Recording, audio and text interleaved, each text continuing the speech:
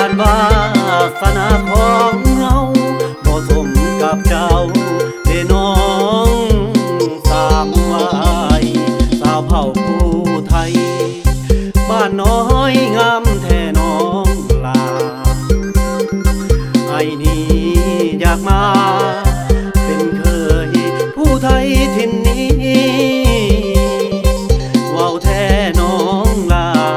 อายอยากมาเป็นคู่ชีวิตถ้าหากว่าน้องคนดียังบ่มีผู้ชายหมายปองสาวเขตบ้านสังน้องงามสมคำล้ำลือสาวห้วยหลังมือเจ้างามสมคำคนตาหากไผได้ไปลงไหลความงามแก้วตา